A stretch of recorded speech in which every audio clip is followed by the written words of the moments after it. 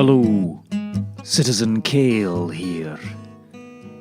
It's been a quiet week down here on the allotment, but we're not unaffected by developments in the outside world. Oh no. Reg the cabbage was telling me the other day that his young sprouts are on their mobile phones from dawn till dusk, playing games, posting selfies, sending little smiling face images to each other as, I presume, a primitive means of communication. When I was a seedling, life was much harder. We used to have to get up at 4 o'clock in the morning, eat a bowl of cold, gritty soil for breakfast, walk 8 miles to school, read 47 chapters of Bleak House in the original Greek, walk 12 miles home, and there was only 3 channels on the TV. But you try to tell the young people today that, and they won't believe you. People sometimes ask me, are you related to John Kale, that Welshman who started the Velvet Underground? No, I reply, I am not. And some people ask me, are you related to J.J. Kale, the American musician?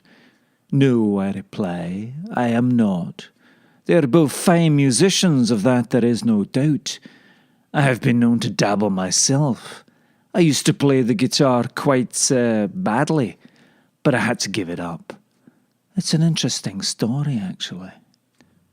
One night, many years ago, I was coming home from the pub.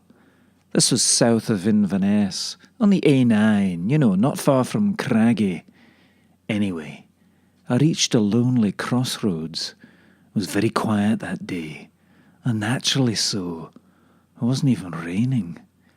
I thought I was alone, but then I noticed a tall man standing right in the middle of the crossroads. He was striking.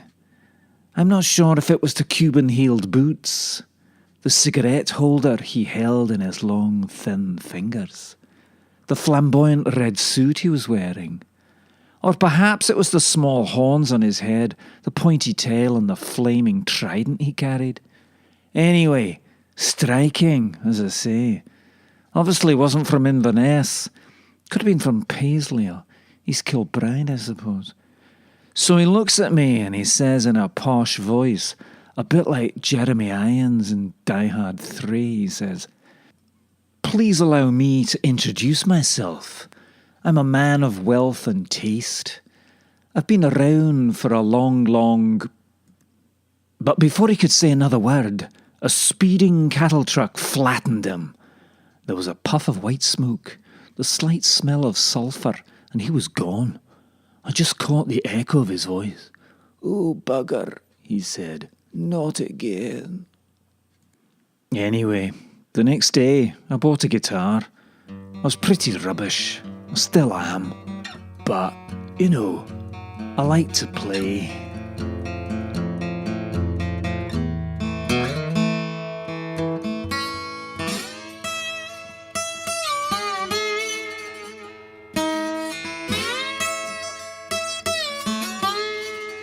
You better come on in my kitchen.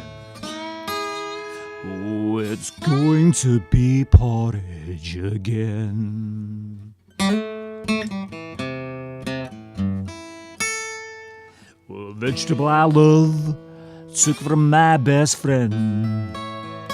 Some jugo got lucky, picked up for a vegan lasagna. Well, you better come on in my kitchen. Oh, it's going to be porridge again.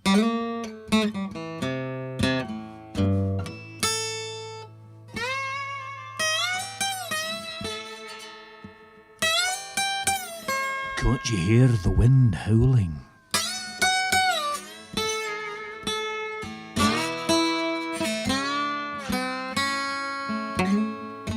I'm not much of a soul singer.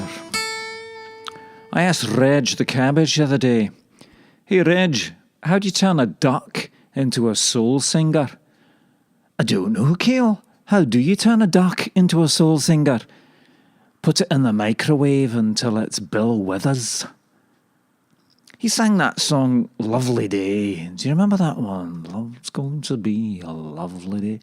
Well, I'm sorry, Bill, but I have to disagree with you on that point. I don't think it's going to be a lovely day at all.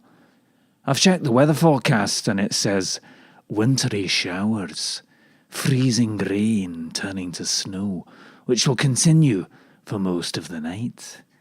By the time the dawn breaks over the vegetable patch tomorrow, I'll be several inches under that snow. And while you will all be warm and snuggly in your homes, checking your Instagram feeds for pictures of trendy restaurant interiors, freak shakes and kittens, or checking so-called celebrity news, I've known aphids with more talent. But hey, what about the Beatles? Well, if you'll excuse me, I must get back to work. I have to start growing a few new leaves today. It can be a tricky business. I mean, where do new leaves come from? One day there's nothing, and the next thing you know, a tiny leaf.